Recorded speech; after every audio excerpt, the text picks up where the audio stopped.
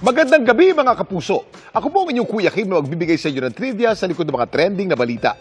Isang banging isda sa Bicol hindi lang naka-jackpot sa kanyang nahuling isda. May pabonus pa ito. Sa kanya kasing nahuling Blue Marlin, may nakadikit. Ano kaya ito?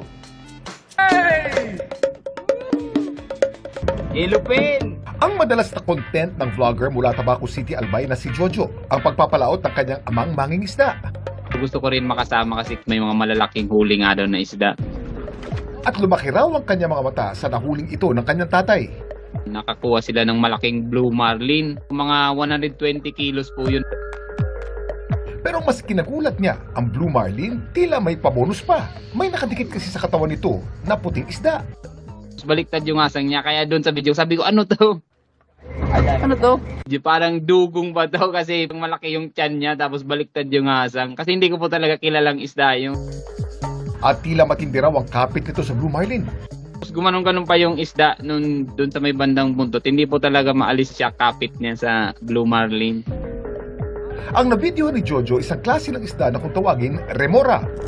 Ang mga remora may disc sa itaas ng kanilang ulo para itong suction cup na ginagamit nila upang dumikit sa mas malalaking lamang dagat gaya ng mga pating, balyena at pawikan. Kaya sa Ingles tinatawag din silang suckerfish. At kaya raw sila dumidikit sa ibang lamang dagat ay dahil may limitasyon ang kakayahan nila sa paglangoy. Although nakakalangoy sila pero hindi ganoon ka-efficient kasi wala nga sila yung tinatawag natin na swim bladder. Sa pamamagitan nito, nakakatipid daw sila ng enerhiya at mas mabilis sila nakakarating sa iba't ibang lugar. And at the same time, may protection pa sila sa mga predators and nadadala sila doon sa mga lugar na maraming mga pagkain din.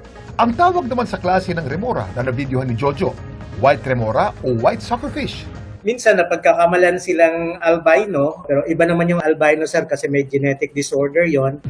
Ito ang pinakamaliit sa 8 species ng remora. Lumalaki lang sila ng hanggang 30 centimeters. Kung ang white remora ang pinakamaliit, ano naman kaya ang isa sa pinakamalaki? Kuya Kim, ano na?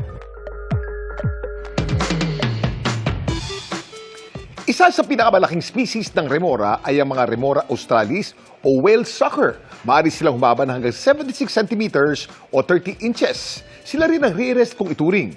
At kaya whale sucker ang tawag sa mga ito dahil tanging sa mga cetaceans lamang sila dumidikit o kumakapit. Ang mga cetaceans ay mga aquatic mammals, gaya ng mga balyena at dolphin. Samantala, para malaman ang trivia sa likod ng viral na balita, i-post o i-comment lang, #Kuya Kim, ano na? Laging tandaan, importante ang may alam. Ako po si Kuya Kim at sagot ko kayo 24 oras.